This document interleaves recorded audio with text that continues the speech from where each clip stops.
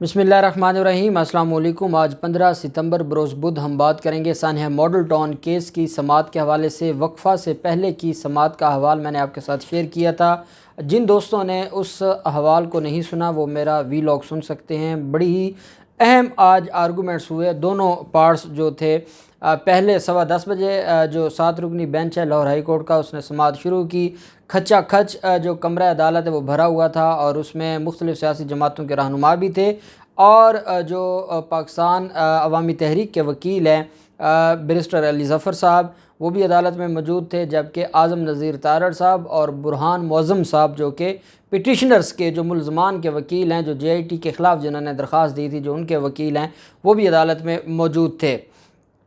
दोबारा जब 12:30 बजे केस की समाअत शुरू हुई तो चीफ़ जस्टिस अमीर भट्टी साहब हैं, उन्होंने जो सवाल पुट किया था और जो उन्होंने सवाल पूछा था वो बड़ा ही अहम था। एक बात तो मैं जब समाअत आज ख़त्म हुई है और ये तकरीबन 2:15 बजे ख़त्म हुई है, पौने 2 घंटे का दूसरा वक्फ़ा था, दूसरा राउंड था, जिसमें बहस मुकम्मल की है आज़म नज़ीर तारड़ साहब ने। और मैं अज़हर सदीक़ एडवोकेट साहब और जो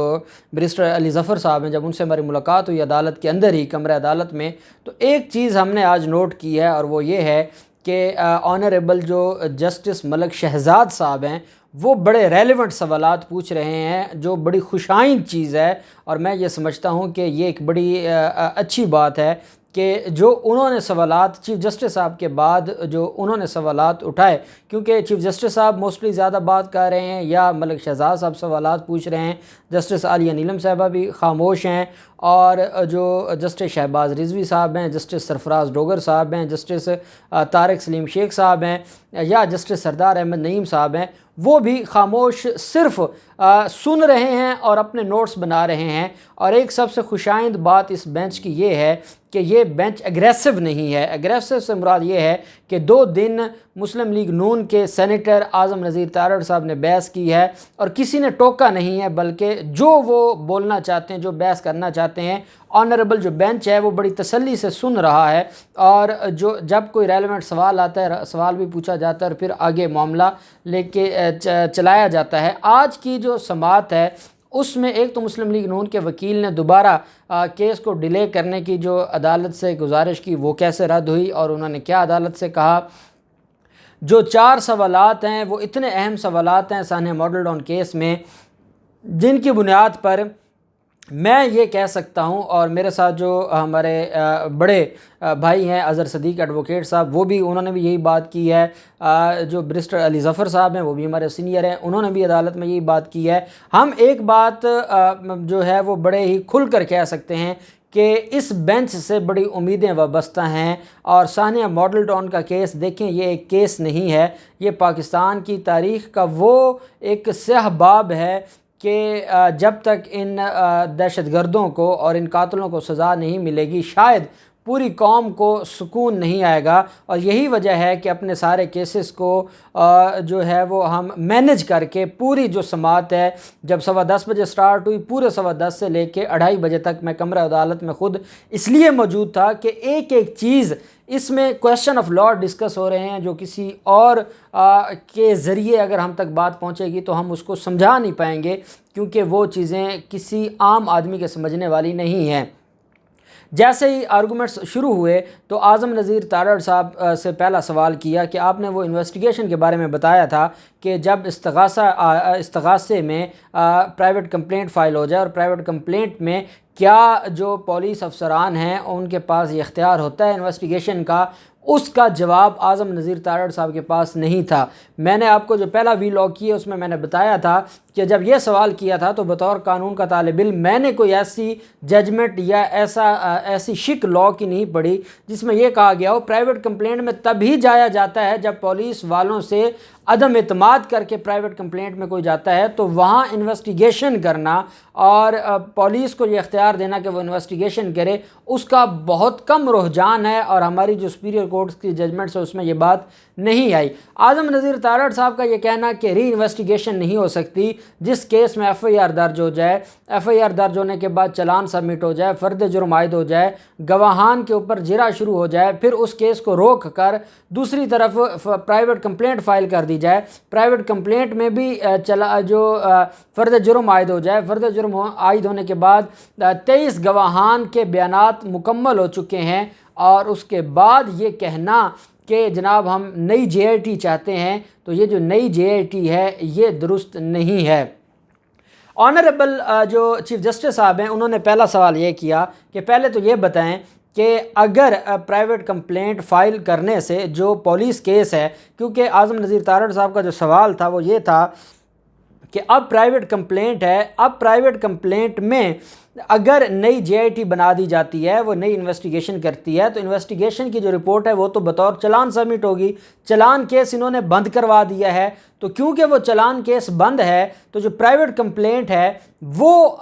اسی پہ فیصلہ آئے گا، تو اس وجہ سے اس جے آئی ٹی کا فائدہ کوئی نہیں ہے۔ اس پر چیف جسٹس صاحب نے کہا اعظم نذیر تارڑ صاحب آپ کے نالج میں ہونا چاہیے، ایف آئی آر جو کیس ہے جس کو چلان کیس بھی کہتے ہیں، اسٹیٹ کیس بھی کہتے ہیں، وہ کیس اس کا آرڈر پڑھیں، پہلے تو عدالت نے کہا اس کا آرڈر پڑھیں جس تاریخ کو اس کیس کو بند کیا گیا، تو اس میں یہ تھا جو آرڈر تھا انسداد دہشت گردی کی عدالت کا کہ کیونکہ پرائیویٹ کمپلینٹ فائل ہو گئی ہے، اسی مدعی نے فائل کی ہے، سیم وقوع سے ریلیٹڈ ہے، اس وجہ سے اس کو سینہ ڈائے ایڈجرن کیا جاتا ہے۔ سینہ ڈائے ایڈجرن سے مراد یہ ہے کہ اس کو فریز کیا جاتا ہے، جب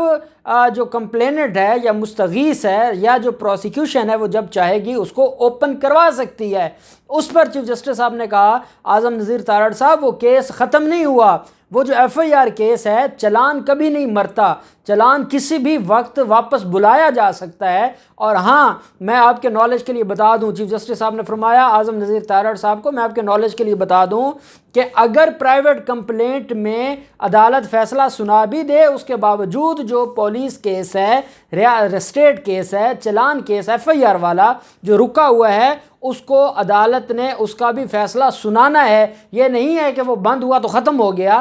یہ ایسا نہیں ہے۔ اس وجہ سے یہ جو آپ کا آرگومنٹ ہے کہ اب جے آئی ٹی کی کیا ضرورت ہے، اور اب اگر جے آئی ٹی انویسٹیگیشن کرے گی بھی تو وہ تو اس کی جے آئی ٹی تو چلان کیس میں جائے گی، استغاثہ میں تو جا نہیں سکتی۔ اگر چلان کیس میں جائے گی تو پھر چلان کیس تو بند ہوا پڑا ہے، تو چیف جسٹس صاحب نے کہا کہ وہ ری اوپن ہو سکتا ہے، اس کی آپ ٹینشن نہ لیں، وہ ہو سکتا ہے۔ اب اتنی بڑی بات تھی جب چیف جسٹس صاحب نے یہ بات کر دی، اور سارا کیس ہی ڈیپینڈ کرتا ہے شریف خاندان کا اسی بات پر کہ کیونکہ انہوں نے استغاثہ کر دیا تو اس وجہ سے استغاثے کے بعد نہ جے آئی ٹی کا کوئی فائدہ ہے نہ انویسٹیگیشن کا کوئی فائدہ ہے۔ انویسٹیگیشن کا باب بند کر دیا ہے جب ایف آئی آر کو انہوں نے سینہ ڈائے ایڈجرن کروا دیا۔ جب یہ بات عدالت نے کلیئر کی تو کمرہ عدالت بھرا ہوا تھا، اور کئی ایسے ہیں جن کے اندر درد ہے، اور درد دل رکھنے والے وکلا صرف وکلا ہی تھے، لیکن وہ درد دل رکھنے والے تھے جو آئے تھے سننے کہ ماڈل ٹاؤن میں جو ظلم ہوا اب اس کا کیا ہوگا، تو وہ سارے کے سارے سب کے چہروں پر خوشی آئی کہ ہاں چیف صاحب نے یہ جو بات کی ہے اس سے زبان بندی ہو گئی ہے لیگی وکلا کی۔ دوسرا جو سوال تھا عدالت نے یہ فرمایا،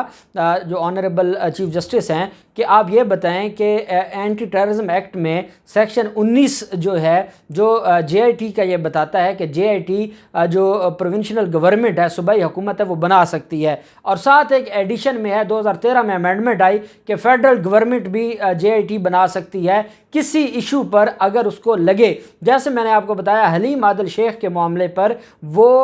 صوبہ سندھ ہے، سندھ کی پولیس نے ان کے خلاف مقدمات درج کیے، لیکن وفاق نے جو جے آئی ٹی بنا دی ہے اس سارے معاملے کو دیکھنے کے لیے، تو وفاق جے آئی ٹی بنا سکتا ہے under section 19 subsection 1 subsection A anti terrorism act کا، اس کے تحت فیڈرل حکومت بھی جے آئی ٹی بنا سکتی ہے۔ تو جو آنریبل چیف جسٹس ہیں انہوں نے کہا کہ کیا یہ لکھا ہوا نہیں ہے کہ جو صوبائی حکومت ہے وہ جے آئی ٹی بنا سکتی ہے؟ اعظم نذیر تارڑ صاحب نے کہا جی بالکل بنا سکتی ہے۔ تو اس پر چیف جسٹس صاحب نے کہا کہ جب پنجاب حکومت بنا سکتی ہے اور یہ نہیں لکھا ہوا کہ کب بنا سکتی ہے، کیوں بنا سکتی ہے، بھئی اس کے پاس پاور ہے، لا نے اس کو پاور دے دی ہے, قانون نے اس کو پاور دے دی ہے. اگر وہ ڈیم کا ورڈ ہے کہ اگر اس کو بہتر لگے پنجاب حکومت کو کہ اس کیس کو انٹروگیٹ کرنے کے لیے ہر حال میں جو ہے وہ انویسٹیگیشن ہونی چاہیے تو وہ جے آئی ٹی بنا سکتی ہے. اس میں بھی آپ کا یہ جو سوال ہے یہ کرنا کہ جے آئی ٹی پنجاب حکومت نے غلط بنائی ہے,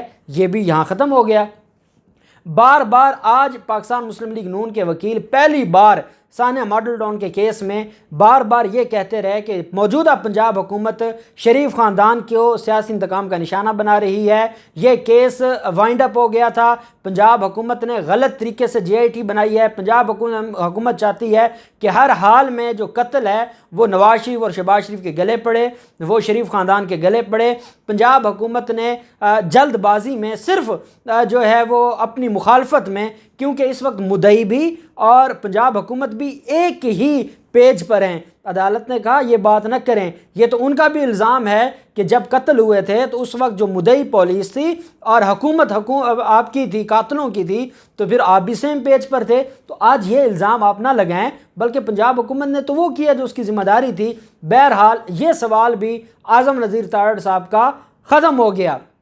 پھر ایک سوال اعظم نذیر تارڑ صاحب نے کیا اور اعظم نذیر تارڑ صاحب نے کہا کہ جناب اس میں جو معاملہ ہے آنریبل سپریم کورٹ کا, اس پر چیف جسٹس صاحب نے کہا کہ جو سپریم کورٹ کا فیصلہ ہے نا وہ اب دیکھنا یہ ہے, اب آپ نے ہمیں بتانا ہے. ہم کہتے ہیں کہ وہ سپریم کورٹ کا آرڈر ہے, سپریم کورٹ کے آرڈر میں ایک چیز بنائی گئی ہے وہ آپ لاہور ہائی کورٹ میں چیلنج نہیں کر سکتے. اور سب سے جو اہم چیز ہے جو میں سمجھتا ہوں گردن سے پکڑا ہے چیف جسٹس امیر بھٹی صاحب نے پی ایم ایل این کے وکیل کو, بیرسٹر جو ہیں اعظم نذیر تارڑ صاحب کو, عدالت نے کہا کہ جب ایڈوکیٹ جنرل نے سپریم کورٹ میں یہ بیان دیا کہ جناب ہم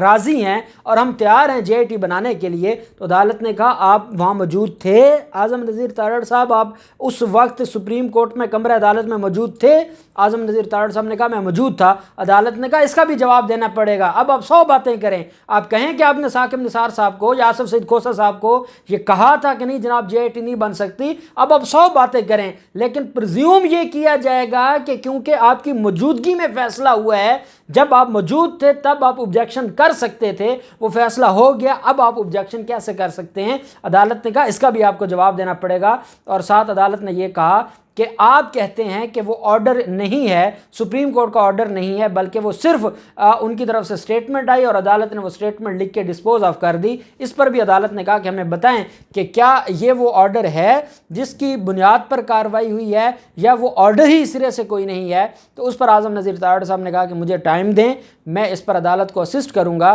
تو عدالت نے کہا ٹھیک ہے ہم آپ کو ٹائم دیں گے, ہم تب تک سنیں گے جب تک آپ لوگ تھک نہیں جائیں گے, لیکن ایک بات یاد رکھیں یہ کیس ہم ایڈجرن نہیں کریں گے, ہم اس کیس کو اب ڈیلے نہیں کریں گے, اب ہم بیٹھے ہیں, اب ہم اس کو ختم کر کے اٹھیں گے. اعظم نذیر تارڑ صاحب نے کہا کہ کل میں دوپہر کو ایک ہفتے کے لیے بیرون ملک جا رہا ہوں دورے پر, آفیشیل دورہ ہے میرا, تو میں ایک ہفتے کے بعد اس کیس کو ایڈجرن کیا جائے. عدالت نے کہا نہیں, آپ صبح 10:15 بجے دوبارہ سماعت شروع ہوگی, آپ اپنی بحث مکمل کریں گے, اس کے بعد ہم برہان معظم صاحب کو سنیں گے,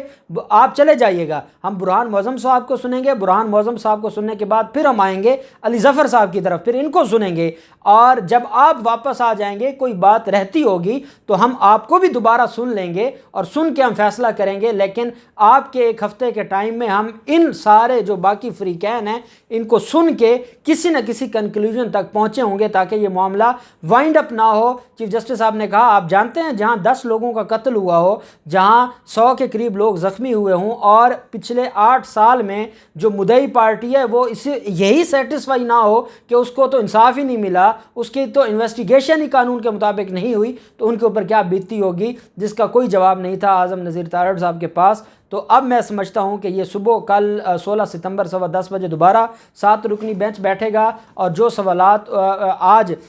جو اہم سوالات تھے ان کا جواب مسلم لیگ نون کے سینئر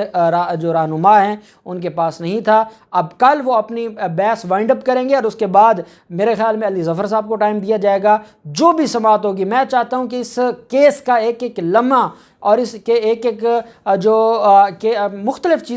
مختلف چیزیں ہیں جو شاید سمجھنے میں مشکل ہو، لیگل ٹرمز ہیں، لیگل پروسیس ہے، لیکن میں یہ سمجھتا ہوں کہ یہ ایسا قتل عام ہے کہ جس پر آنکھ رکھنا اور انصاف کے لیے مظلوموں کا ساتھ دینا ہم سب کی ذمہ داری ہے۔ اللہ پاک پاکستان کا حامی و ناصر ہو۔ بہت شکریہ۔ اللہ حافظ۔ پاکستان زندہ باد۔